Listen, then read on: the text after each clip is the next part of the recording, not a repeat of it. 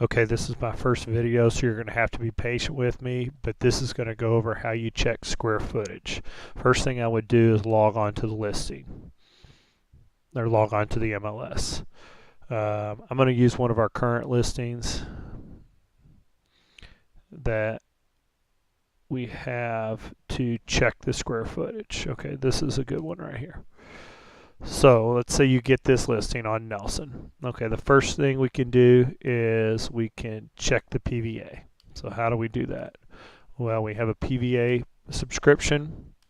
So you can just log on the PVA here. And when you log on, you should have it saved in there, the Family Realty Team 1216. We're going to log on here. And when we log on, all we're going to do is we're going to cut and paste our address in there. When it comes up, this is a good thing to print off and keep in your listing packet. This is showing us that it's 1,600 square feet above grade, and it's showing us the basement is 909. Now, I've been to the house, so I know there is a finished area in the basement. So what I should do is I can look at, and I'm not sure if the whole house is on a basement, and just trying to figure out. So I use this as my first template. I print this out, and when I print everything, I normally print the full version. You can also come down here in the sketch, and you can look at the sketch and print this out. So when you're out at the house, you can see, and from me being out at the house, I know that this is on a crawl space, and I believe this area is on a crawl space. So we can reconfirm these measurements, and that's the way we can kind of check it on the PVA. So I've got that square footage. Well, the next thing I want to do here is I want to use Logic. Logic is a good tool to use. It's easy to use. Just go to logic and .org. When you get on logic.org, you're going to go down here. You're going to go to log on to the map. When you get the map up, in the top left-hand corner here, it's going to let us do a property search. This property search, we're going to just cut here, and I've still got it in there. I'm going to go ahead and paste that in there. I'm going to hit search, and it'll bring up which Nelson is it, because sometimes it'll be a Nelson Drive, a Nelson Avenue.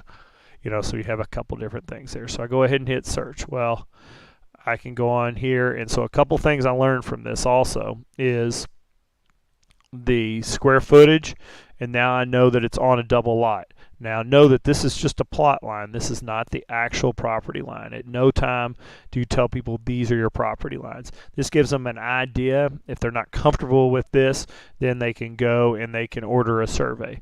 But I can come in here, going back to the square footage, and I can zoom in on the house. The great thing about this thing here is this is the outline of the house. I can actually go to an aerial and actually see the house. Then it makes it very easy. I can come over here to measure, and when I go to measure, I go to feet and take this one to square feet and keep this on the square here. Now I'm going to left click and drag, and when I find an endpoint, you can actually go, I believe you can go here and this point and this point and this point. So I squared this off. So you can take these numbers and see in your PVA sheet if they match these numbers or if they're close. Again, we just got to get as close as we can and show our due diligence. So we measured this now, so we know that that is 1,700 square feet, but we know that we've got a little bit here, but it gives us a really good idea. The other thing we can do is go measure now. I hit this back area. This back area will then show me what this little addition is. And when we go there, we'll know that also that addition is on a crawl space, and that's another 343 square feet approximately. And so we can check this. Now, sometimes houses will have like a little walk up the first floor, it'll have a little kick out in the back. There'll be story and a halves. So I'll be able to tell from this aerial view, but this house doesn't have it, but maybe there's a dormer that goes out the back here. And I want to figure out how much that dormer is. Well, I could come in here and let's say there's a dormer. Let's just say there's a dormer on the front. So I know it goes the whole front of there. You'll be able to see that there's little windows here and here on some houses. Now if it's a 2-story, obviously you can just double it, but a story and a half, so I know that that extra little bump out might be, you know, somewhere right along that, sorry, got a left click there again, 812 square feet.